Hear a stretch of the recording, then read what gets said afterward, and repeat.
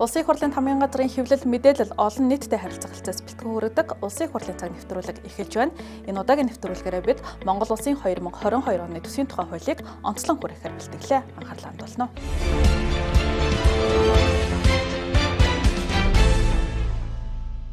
За Улсын их хурлын чуулганы нэгдсэн хуралдаанаар Монгол Улсын 2022 оны төсвийг хэлэлцэн баталлаа. За Монгол Улс түүхэндээ анхудаа 18 их найт төгрөгийн төсөв баталсан гэдгээрээ онцлогтой. 2022 оны төсвийн тухай, нийгмийн даатгалын сангийн 2022 оны төсвийн тухай, эрүүл мэндийн даатгалын сангийн 2022 оны төсвийн тухай, ирээдүйн сангийн 2022 оны төсвийн тухай хуулийн төслүүдийг хэлэлцэн батлаа. За дэлхийд дахин түүний дотор монголчууд бидний өмнө COVID-19 цар тахлын дараах үеийн улс орны эдийн засгийг сэргээх, улс орноо эрчим төлөвийн зам шилжүүлэх томоохон зорилт тавигдж байна. Эх орны төсөв чухамхүү энэхүү зорилтыг хэрэгжүүлэхэд чиглэж байгаа юм аа. Эх орны төсөв бол нэгдүгээр дотоодын эдийн засгийг 3 дахин тэлэх томоохон төслүүдийг дэмжих, ажлын байрыг нэмэгдүүлэх, тэрийн үйлчлэгээний чанар хүртээмжийг нэмэгдүүлэхэд чиглэж байгаа. Ийм учраас энэ өөрчлөлт шинжилтийг тууштай хэрэгжүүлэхэд засгийн газар онцгой анхаарч ажиллахыг чиглэл болгож байна. Тусгай намсрын оюун эрдэнэ тэргүүлсэн засгийн газарт төсвөө амжилттай хэрэгжүүлж шинжлэлийн бодлогоо үр дүн төрөхийг хүсээрөөё. За сангийн амнаас бол эх оны төсвийг бол мөчлөгсөрсөн шин сэргэлтийн бодлогын хүрээнд боловсруулсан гэдгийг бол онцолж байгаа. За энэ хүрээнд бол хөдөлмөр бүтээмж өсөлтийг дэмжсэн үндсэн 8 чиглэлийн арга хэмжээг хэрэгжүүлэхээр төсвийн хуульд тусгаад байна. Монгол Улсын 2022 оны төсөв улсын хуулиар амжилттай батлагдлаа. За 2021-22 он гээд ер нь бид өндгөн том сорилтуудын жилийг өнгөрүүлж байна. За 2022 оны төсөв бол бидний төсвийн шинжил болон засгийн газрын тавьсан томоохон зорилтуудыг хэрэгжүүлэх одоо том сорилтын дундуур явах ийм төсөв байгаа. За эдийн засгийн ийм хүндхэн үед мөчлөг сөрж, өөрөөр хэлбэл эдийн засгийн ийм уналттай за энэ жилийг докторжуулж аваад за хойдонгоос одоо ковидын өмнөх 2019 оны энэ төвшөндөө хүрэх улмаар цаашдаа эдийн засгаа одоо өргөжүүлэх, эдийн засгийнхаа суурийг тэлэх ийм том зорилготой төсөв батлагдлаа. Эх оны төсөвт бол экспортыг нэмэгдүүлж хөрөнгө оруулалтыг дэмжих замаар эдийн засгийг сэргээх бодлогыг тусгасан байгаа. За эдийн засгийн өсөлтийг бол цар тахлын өмнөх үе буюу 2019 оны төвшөнд хүрэх зорилтыг бол засгийн газраас төвшүүлж байгаа. За ингэхдээ бол нүүрсний экспортыг бол 36.7 сая тонн байхаар төсөвт бол тусгасан. За уул уурхай салбарын орлогыг өнгөрсөн оноос 1 их найд төгрөгөөр нэмж за 4.3 их найд байхаар тооцоолсон. За ингэхдээ бол нүүрснээс олох орлогыг бол бууруулж за харин засгийн баяжмал төмрийн хөдөөс олох орлогыг бол нэмэгдүүлэхээр төсөв тусгаад байгаа. За ялангуяа одоо бидний хувьд эдийн засгийнхаа суурийг тэлэх том зорилгын нэг том одоо сууг нь бол экспорт юм байна. Ерөөсөө экспорт. Хойдон жил бид одоо дэлхийн нийтээрээ тулах энэ ковидын одоо үед байгаа нийтлэг том сорилтууд бидний өмнөр нь ялангуяа одоо дэлхийн нийтээрээ энэ тээвэр логистик асуудал, гадаад худалдааны энэ даяарчлалын үед энэ ковид гэдэг юм бидэнд одоо дэлхийн нийтэд том сорилт тавьж байгаа. Энэс үүдэлтэй бидэнд одоо том одоо олон суугуудаар эдийн засгийн өндөрлүүд гарч болцсоншгүй. Энэний эсрэг бидний одоо авч ирж болох хамгийн том зорилт бол ерөөсөө экспорт юм байна. Бид дотоодын үйлдвэрлэлийг дэмжих ёстой, экспортоо дэмжих ёстой. За мөн одоо дотоодын жижиг дунд үйлдвэрлэлүүдээр дамжиж иргэдийн одоо жижиг бичил бизнесүүдийг дэмжих замаар өрхийн одоо орлогын түвшинд нь эдийн засгийн одоо аюулгүй байдлыг хангах засгийн газрын одоо нэг их том зорилго байх болно. За хөрөнгө оруулалтыг ажиллахаар оновчтой хөрөнгө оруулалт хийх, урсгал зардлаа хэд одоо нэмэгдүүлэхгүй байх тийм төсөв. За шинээр 2 яам байгуулагдах төсвийн засгийн газрын бүтц болон төсвийн баталж өглөө. Миний хувьд болохоор эдийн засгийн бодлогын яам бол их чухал гэж бодож байгаа. Ялангуяа бид манай улсын одоо онцлог экспортод чиглэсэн тийм эдийн засгтай улсын хувьд бол энэ их чухал тийм ач холбогдолтой байгууллага болно гэж би бодож байна. Монгол улс олон жил ярьсан, жил болгоны төсөв дээр ярьдаг шүү дээ. Тийм л аж ахуй нэг, тийм уурхай, тийм үйлдвэрээ, тийм экспортоо нэмэгдүүлэх гэж яриад байдаг. Энийг нь одоо нэгдсэн байдлаар авдаг газар байхгүй болсон. Та нар гадаад худалдаа гэхэд гадаад хэргийн яамн дээр байдаг. Тэгэхээр энэ бол эдийн засгийн хөгжлийн яамыг байгуулахаас өөр аргагүй. цаашдаа эдийн засгаа хөгжүүлэх гэвэл аж үйлдвэрчсэн улс орон болъё гэвэл экспортоо нэмэгдүүлж орлого олж мөнгөтэй болъё гэх юм бол эдийн засгийн хөгжлийн яам байгуулахаас өөр аргагүй. Энэ хоёр яам байгуулж байгааг би дэмжиж байгаа. Дэлхийн зах зээл дээр тавааран бүтээгдэхүүн гэдгийг commodities буюу манайханаар бол түүхэн эдийн үнэ. Болоод дээд зэгтээ хөрчөөд байгаа юм. Жишээ нь одоо би ганцхан жишээ ярихад зэсийн байж бол өнөөгөө яг $10,000 тонн. 2001-2 онд $1,200 байсан. Тийм учраас энэ commodities-ийн их өндөр үн гэдэг маань бүх төсвийн орлогын 30% нь энэс хамааралтай. Тэгэхээр зэрэг өндөр юм шиг харагдаж байгаа. Өөрөөр хэлэх юм бол одоо шууд ус татварууд гэдгийг ашигт мөлтөмлийн нөөцийн төлбөр, гайлын татвар, нэм үртгийн татвар гэдэг объемноос нь өөрөөр хэлэх юм бол экспортын дүнгээс импортын үнэнийгээс авах энэ өсчих нь шүү дээ. Тийм учраас энэ татваруудаар 25-35% өсөж байгаа. Энд эрсдэл байвал байна. Эргээд унчхуу дээл гэж. Эргээд унчхуу дээ. Тийм учраас энэ маань өөдрөг байна. Энэ дээр эрсдэлтэй байна шүү гэж байгаа. Мэдээ сангийн яам засгийн газар энэ унсан нөхцөлд ямар зардлыг хэмнэх вэ гэдгийг нэгдүгээр анхааралтай, хоёрдугаарт хамгийн чухал нь нэг урсгал зардал гэдэг багш тогтмол зардал. Энийг өсөхгүй байх, өсөхгүй энийг эргээд буулгаж болдгүй.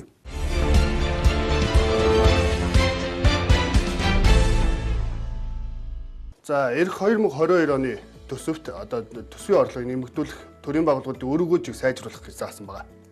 Төрийн өмчийн компанийн шинжилэл, гадаад худалдааг хөнгөвчлөх, татварын цорыг өргөжүүлэх чиглэлээр эдийн засгаас сэргэнэ гэж засгийн газараас үзэж байгаа. Төрийн өмчит компаниудын засаглал, төрийн өмчит компаниудын ашигт үйл ажиллагаа бол үнэхээр айгүй муу байгаа. Тэгэхээр энийг бол бид нар яаралтай одоо зэгсэлж энэ төрийн өмчит компаниудын тэр хөрөнгө, тэр боломж нь бас эдийн засагт аль болохоор дээд зэгтээ ингээд эргэлтэнд орж энэ эдийн засгийн өсөлтөнд бас хувь нэмрээ оруулах шаардлагатай.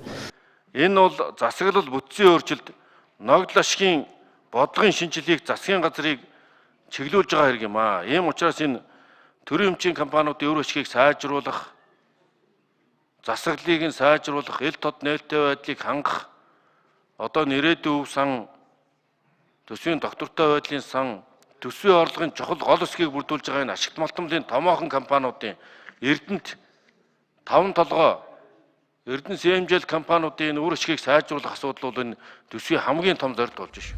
За, эх оны төсвөөс бол нэг арга хэмжээг онцлох хэрэгтэй. За, энэ нь бол санхүүгийн баталгаатай, хуримтлалтай хүүхэд хөтөлбөрийг хэрэгжүүлэх ийм арга хэмжээ байгаа. За, ингэснээр бол халамжийн шилжүүлэг бол эх онд бол 81% буурах тооцоолыг бол сангийн амнаас хийсэн байгаа. Яагаад вэ гэхээр өмнө нь бол хүүхдийн мөнгийг бол халамжийн сангаас олгодог байсан бол эх жилээс эхлээд байгалийн баялагийг ашиглаад олсон хуримтлалыг ирээдүйн өв санд төвлөрүүлээд эндээсээ хүүхэд болгоны 100,000 төгрөгийг олгохоор зохицуултыг хийсэн. За, ингэхдээ бол 7 сарын 1 хүртэл бол хүүхдийн мөнгийг бол 100% болгоод 7 сарын 1-ээс хойш эцэг эхийн хүсэлтийн дагуу 50% нь мөнгөн хэлбэрээр 50% нь хадгаламж хэлбэрээр явуулах юм зохицуултыг оруулсан. За, ингээд гишүүдийн ярианд анхаарлаа хандуулъя. Харин энийг цаашаа 23, 24, 25 онуудад энэ 50-50 гэсэн харьцааг нь магадгүй 60-40 ч юм уу 70-30 ч юм уу гэд хуримтлалыг нь илүү нэмэгдэл явах хэрэгтэй. Нэгэнт хадгаламж үүсгээд хуримтлал үүсгэж явуулсан бол тэрийг дунд урт хугацаанд хөндөх боломжгүйгээр 18 нас хүртэл нь харин ирээдүйн өв сангаар баталгаажуулаад энэ хуримтлалыг бодиттойгоор одоо бий болгоод явах хэрэгтэй.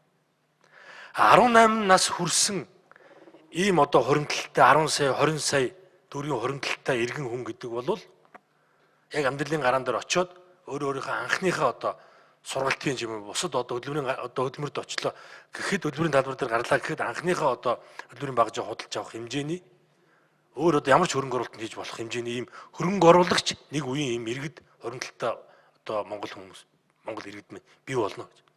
Энэ бол одоогийн ирээдүйн сангийн хуулийн концепттэй яв цав нийцэж байгаа. Монгол улсын сангийн яам засгийн газраас оруулсан төсөв дотроос хамгийн нэгдүгээрт миний дэмжиж байгаа нэг зүйл байгаа. Энэ юу гэхээр урд нь одоо хүний хөгжлийн сан гэх мэт төсөв доктортой байдлын сан, ирээдүйн сан гэдэг олон сангууд төрийн мэдэлд байсан. Тэгээ энийг маань бид ерөөсөө төсвийн алдагт зарцуулчихдаг юм одоо хандлагаар орчод байгаа юм.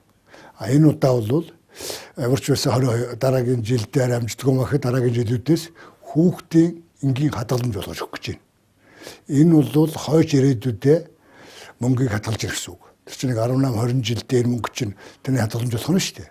Дээрээс нь эн чинь бол арилжааны банкудад хөрөнгө их усэр болно. Гуравдугаарт энэ мань өөрөө эдийн засгийг дэмжиж авах их усэр болно. Жилдээ нэг их 80 гэхэд 10 жилийн дараа 10 их 80 төгрөг. Энэгээр чи бид Монгол улсыг босгоод ирнэ шүү дээ. Энэ шиг сайхан зүйл бол байхгүй.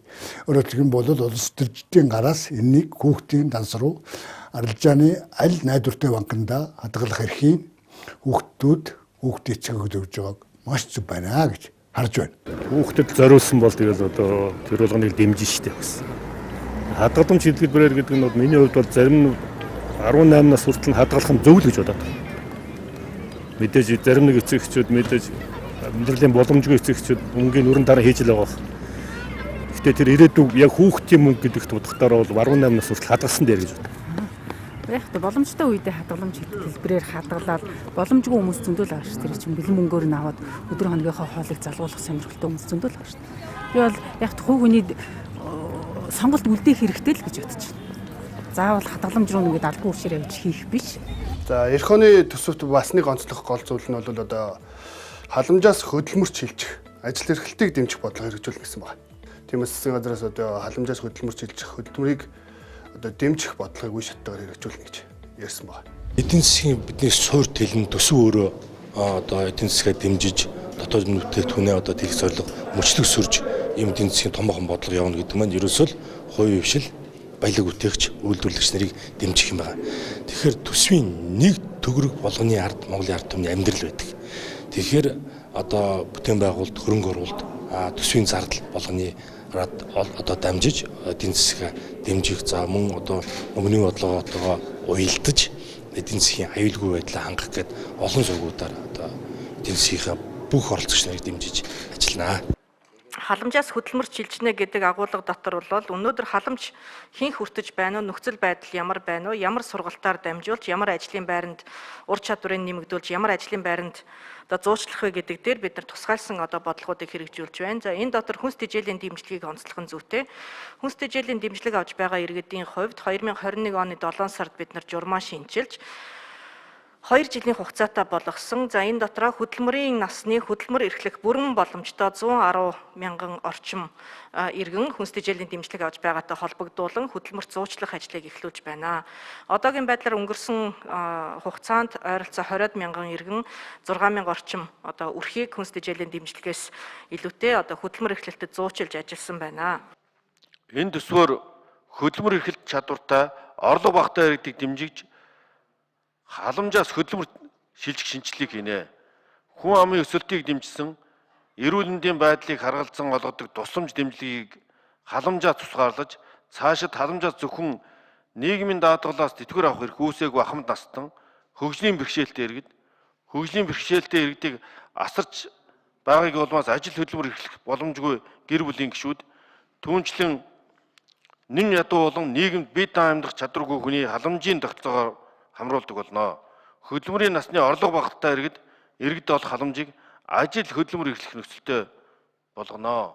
Ер нь цаашдаа энэ ядуурлыг тодорхойлох тооцоолол шалгуурыг тодорхой болгож олон улсын жишгт нийцүүлэх шаардлагатай гэж үзэж байна. За, эх оны төсөвт бол дэд бүтцийн энгийн шаардлагатай төслүүдийг эрчимжүүлж санхүүжилтийг хийхээр заасан байгаа. За ингэхдээ Дорноговьт баригдаж байгаа газрын тос боловсруулах үйлдвэр, Эрдэнэ бүрэнгийн цахилгаан станц, за 5 толгой цахилгаан станц, төмөр зам зэрэг бүтээн байгуулалтын ажлуудыг эрчимжүүлэхээр бол тусгасан. За харин ингэхдээ зураг тусан шийдэгдээгүй, хийгдээгүй газрын асуудал нь маргаантай байгаа ямар ч төсөл төр бүтээн байгуулалтын хөрөнгө оруулалт хийхгүй гэдэг бол сангийн амнаас бол мэдгдсэн. За энэ дээр нэг тоо баримт хэлэхэд бол эх онд бол 2.4 их 80 төгрөгийн хөрөнгө оруулалт хийгдгээс зам тээвэр, эрчим хүч барилгын бүтээн байгуулалтын салбарт бол 1.7 их 80 төгрөгийн бүтээн байгуулалт оруулахаар бол төсөвт бол тусгагдсан байгаа. Ингээд гишүүдийн ярианд анхаарлаа хандуулна. Эдийн засгийн хувьд бол энэ сэтэлжүүлэхээр бол нэлээд хэдэн зүйлүүд бол орсон л да. Нэгдүгээрт яг нөгөө бомб төвчин чадлыг нөгөө сайжруулна гэдэг манай одоо экспортыг нэмэгдүүлэх боломжууд бий болно гэсэн. Дэд бүтцийн чиглэл рүү нэлээд том хөрөнгө оруулалтууд хийж байгаа. За босрлын чиглэлд бол нэлээд том одоо баг одоо шинжиллийн нэлээд том төсөв тавигдсан. Бараг 600 гаруй тэрбум төгрөгийн төсөв одоо нэмэгдсэн байгаа. Тэгээ хувьсах зардал бараг 89 тэрбумаар нэмэгдэж байгаа. Гэх мэтлэн бол болсон салбарт нэлээд том хөрөнгө оруулалт хийгдэнэ. Чанарын өөрчлөлт хийгдэнэ. Гэх мэтлэн бол ер нь бол тэр талдаа бол нэлээд сайн төсөв болсон гэж харж байгаа. 22 он Монгол улсын хувьд бол маш том сорилтын жил болно. Яг тэгвэл гадна талын сөрөг нөлөө нэлээд их орж ирж байна те. Жишээлбэл инфляц гэх мэтлэн одоо логистиктэй холбоотой гацаа энэ бол эдийн засгад муугар нөлөөлнө. Гэхдээ нөгөө талаасаа бид нэр бас боломжтой шинэ боломжуудаа нээх одоо тийм төсөв орж ирж байгаа гэж би харсан. Яг тэгвэл за хөрөнгө оруулалтыг ажиллахаар оновчтой хөрөнгө оруулалт хийх, урсгал зардлаа хэд одоо нэмэгдүүлэхгүй байх тийм төсөв. Монгол улс бол хөгжиж байгаа. Тийм учраас дид үтцийг хөгжүүлнэ гэдэг бол нэг номер асуудал. Энэ юу гэхээр төмөр зам. Болдгсон бол хойчлын өдөд төмөр замынхаа одоо хүлээ хуудас юугаа одоо хайчлаад ингээхийн тулд нэгдүгээрт төмөр замаас гадна бүх төрлийн хөдлөх бүрэлдэхүүнд нь энийг одоо хувийн хвшлэр дамжуулна уу, хувьсгалаараа дамжуулна уу. Гэхдээ л энэний зээлийн хүүгийн бодлогоор, төрийн мөнгөний бодлогоор, төсвийн бодлогоор дэмжинэ гэж байгаад бол нэн тааламжтай. Өөрөлдөх юм бол тээврийн төмөр зам, хоёр дахь нь эрчим хүч. Биднэрт нүүрс зөндөө байна. Тийм учраас нүүрсээ ашиглаж энэ цахилгаан станцаа барьж авч энэ Монголын ирээдүйн болсон цахилгаан эрчим хүчнийхээ их үүсрэг батгаатай болохгүй бол бид нар гадаадаас жилдээ 150 сая доллар буюу тэнцэх гадаад валют алдаж байна. Түрүүн би төмөр замдаар жилдээ 500 сая доллар алдаж байна. Эн чинь миний татвар ногдох орлого буюу та бүгдэд нөгөө багш нарт өгсөн мөнгөө хятад юм уу нөгөө машины жолооч бензин өгчлөө гэсэн үг шүү дээ. Тийм учраас энэ хоёрыг одоо барья гэж байгаад бол нэн талархаж байгаа. Эх оны төсөвт одоо төсвийн зарцуулалтын үр ашгийг сайжруулж төр хэмнэлтийн бодлого баримтлана гэж заасан байна. За сангийн амнаас төрийн байгууллагуудын зардлыг цаанад захимжуулах төсвийн хэмнэлтийн бодлогын хүрээнд 12.1 тэрбум төгрөгийг хэмнэнэ гэж тооцоолсон. За энэ төсвийн хэмнэлтийн бодлого дээр бол нэмээд хэлэхэд бол эх оны төсөвт бол эдгээр 7 төрлийн зардлыг бол 100% хэмнэхээр тусгасан байгаа. За одоо тавилга авахгүй, зочид хүлээж авахгүй, за гадаад томилтоор явахгүй, за ном хэвлэл, тээвэр шатхуун, за сургалт семинарыг бол цахим хэлбэрээр явуулах. За уралдаан тэмцээнийг бол төсвийн мөнгөөр бол зохион байгуулахгүй. Ийм зохицуулт орсон. За дотоод томилт болон бичиг хэргийн зардлыг бол 50%-аар хэмнэхээр бол төсөв тусгасан. За энэ нь бол эрүүл мэнд, онцгой байдал, мэрэгжлийн ялалтын байгууллага, за төрийн тусгай чиг үүрэг гүйцэтгэж байгаа байгууллагуудыг хамаарахгүй төсөвт бол орсон байгаа. За их хурлын дагуу яриаг та бүхэнд одоо хүргье. Бие үйлчлэгийг захимжуулж бүх шатны байгууллагад хэмнэлтийн горимд ажиллах зарчим тусгагдсан. Эрийн авилга хээл ахуулыг бууруулах асуудал бол төсвийн орлогыг нэмэгдүүлэх үндсэн зарчим юм байна гэдгийг харагдуулж байгаа. Авилгатай тэмцэх газар 90 тэрбум төгрөг хөрөнгөлүүллээ. Энэ авилгалын орлогоос нэг их найд гаруй төгрөгийн хөрөнгө хураагдаж зарцаагдсан байна. Энийг тусгай активын тухай хууль гаргаж борлуул төсвийн орлогыг нэмэгдүүлэх асар их боломж байгаа. Энэ өвхөн бол төсвийн ил тод байдал, төсвийн үр ашгийг сайжруулах ямар их нөөц боломж байгаа вэ гэдгийг харуулж байгаа бод жишээ юм аа. Тийм, энэ төсвийн шинжилтийн нэг том зорилго маань энэ төсвийн хэмнэлт юм байна. За энэ яг ковидын үеийн бидний амьдралын хэмнэл хэв маяг маань одоо хэмнэлт хийх ямар том боломж байдгийг бэ гэдгийг харуулж байгаа. Тийм учраас энэ жил бол ер нь дунджаар 10-аас 15% урсгал зардал дээр бид хэмнэлттэй ажилласан. Энийг хадгална. Одоо цаашдаа ч одоо хэмнэлт хийх ийм зорилго тавьж ажиллаж байгаа. За ялангуяа яг төсвийн зардал талдаа тийм ээ нэг төгрөг болгон одоо хэмнэхээсээ илүү нэг төгрөг болгон маань төрийн үйлчлэгийг илүү чанартай байлгах хэрэгтэй. Энийг төлөө ажиллах хэрэгтэй.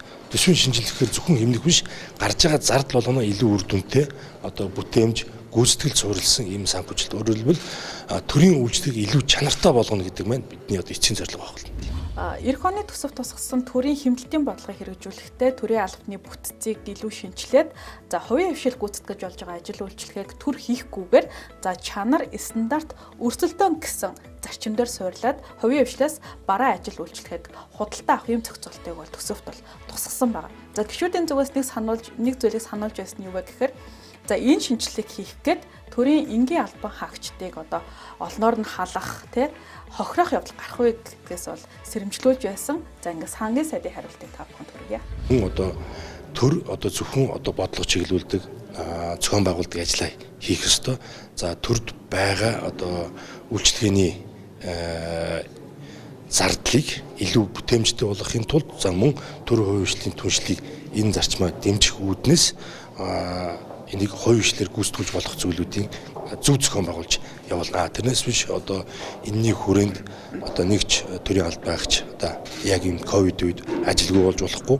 Төрийн албан хаагч байгаа одоо төрийн албан хаагч маань илүү одоо ийм аж ахуйн зохион байгуулалтанд орж эргээд одоо гүйцэтгэлэн сайжрах за тэр хэмжээгээр одоо санхүүжилтээ авдаг ийм зарчим руу шилжүүлэх ийм одоо томоохон бүтцийн өөрчлөлтийг эхлүүлнэ. За эх оны төсөвт Улаанбаатар хотын төвчрлийг бууруулах тал дээр маш их анхаарч ажиллана гэдгийг хэлсэн байгаа. За нийслэлтүүдийн одоо нэлээдгүй одоо бухимдлыг бараад байдаг авто замын төвчрлийг бууруулахын тулд эх оны төсөвт нийтийн тээврийн шинжилгээг хийхин тулд одоо 420 тэрбум төгрөгийг эхний ээлжинд суулгаж өгсөн байна. За одоо ингээд мөнхөд гишүүний яриаг хүргье. Одоо бидний энэ Монгол улсын төсөв батлагдж байгаа зүйлэнд анх удаа түүхэндээ энэ Улаанбаатар хотын төвлөрлийг сааруулах, түгжирлийг бууруулах чиглэлээр 420 тэрбум төгрөг тавьж өгч байна. Энэ бол бас зөв шүү дээ. Бид нар яриалаад утаа гэл ингээл олон жил ярьсан, ярьж байгаа нэг шийдэл гарцгаараа зөрөгтэй алхсан бас үр дүн гарч байна. Тэгвэл өнөөдөр бид нар төвлөрлийг сааруулна, түгжирлийг бууруулна гэж яриалаадаг баахан одоо мэрэгэн түргэн санаанууд гараад байдаг. Энийг санхүүгийн шийдэж өгөхгүйгээр ямар ч шийдэл гаргахгүй. Тэгэхээр энэ 420 тэрбумыг би зөв гэж бодож байгаа. Тэр хөдөө орон нутгийн алслагдсан сумын сургууль цэцэрлэг эмнэлэг энэ ард түмэнд үйлчлдэг төрийн үйлчлэгээний байгууллага дээр хөрөнгө оруулалтыг шийдэж байгааг би зөв гэж бодож байгаа. За дээрэс нь бол зөвхөн Улаанбаатарт биш. Бид нар одоо төвлөрлийг бууруулъя, түгжирлийг сааруулъя гэдэг юм бол цаашдаа энэ сумын аймгийн ард иргэд амьдрах орчин нөхцөлийг сайжруулах хэрэгтэй. Энэ сумыг дэд бүтцүүдэд ядаж цэвэр бохирын ч юм уу дэд бүтцүүд аймгийн төвүүдийг бид нар дэд бүтцүүд холбож өгөх хэрэгтэй. Аймагуудын утааны асуудлыг нь агаарын бохирдлын асуудлыг нь хөрсний бохирдлын асуудлыг нь шийдэх хэрэгтэй. За 2022 оны Монгол улсын төсөвт бол бас нэг туссан нэг шинэлэг зохицуулт бол иргэнээ дагсан санхүүжилтийн шинжилэлт хийхээр бол тусгасан байна. За өнгөрсөн жилүүдэд бол эрүүл мэндийн салбарыг бол хагас бие даасан тогтолцоонд шилжүүлээд эхэлсэн бол эх жилүүдэд бол спорт, боловсрол, соёл урлагийн салбаруудыг хагас бие даасан тогтолцоонд шилжүүлээд гүйцэтгэлийн үр дүнгээр нь одоо цалин урамшууллыг болгох энэ тогтолцоог нэвтрүүлэхээр төсөвт бол тусгасан байна.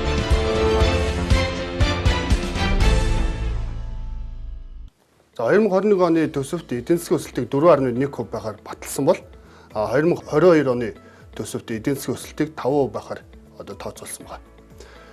Нийт орлого ба тусламжийн дүн 16.4 их найд бол нийт зарлага ба цэвэр зээлийн дүн 18.1 их найд байхаар одоо заасан. За эх оны төсвийн нийт алдагдал нь одоо дотоодын нийт бүтээгдэхүүний 5.1% байхаар тооцоолсон байна. За эдийн засагчид одоо эх оны төсвийг одоо хэрхэн үзэж байгааг одоо хүргэе. За энэ гадны хөгжиж байгаа өндөр хөгжилтэй бидний мэдих орнууд бол дандаа одоо төсв нь алдагдaltaй явдаг. Тэр алдагдал нь юуг харуулдаг вэ гэхээр зэрэг эднийх чинь тэлж байгаа юм байна, өргөжж байгаа юм байна гэдгийг харагддаг. Тэгэхээр 2022 оны төсвийн хувьд харах юм бол ерөнхийдөө бол энэ цар тахлын хохирлыг даван туулах, цаашлуулад эдийн засгаа доктортой байлгах, тэгээ хөгжүүлэх гээд энэ олон том асуудлыг шийдвэрлэх зорилготой бол явж байгаа нэлээд өөдрөг төсөл. Ер нь хөрөнгө оруулалт хийж эдийн засгаа бол цааш нь тэлнэ тийм ээ. Тэрнээс биш одоо ингээд байгаа орлогынхаа хүрээнд ингээд явах юм бол эдийн засаг цаашаа ерөөсө хөгждөггүй юм. Тэгээ энэ утгаараа би 22 оны улсын төсвийг бол нэлийн өөдрөг, нэлийн одоо тэлсэн ийм төсөв боллоо доо гэж харж байгаа. Төсөв бол эдийн засгийн хөгжлийн стратегийн төлөвлөгөөний хэрэгслэл байх ёстой л да. Тэгэхээр стратегийн төлөвлөгөө хаана вэ? Тийшээ хүрэхийн тулд энэ төсөв яах вэ гэдэг тал дээр бол яг хэрэгслэлээ болж чадж гэнэ үгүй юу гэдэг дээр их анхаармар санагдаад байна.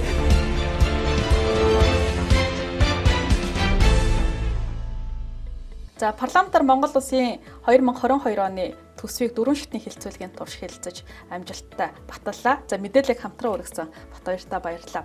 За эх оны төсөв бол Монгол улсын эдийн засагт томоохон шинжилгээг эхлүүлэх, за цар тахлын үеийн болон цар тахлын дараах үеийн эрсдлийг даван туулах, за эдийн засгийн өсөлтийг нэмэгдүүлэхэд чиглэсэн онцлогтой төсөв болсон юм а.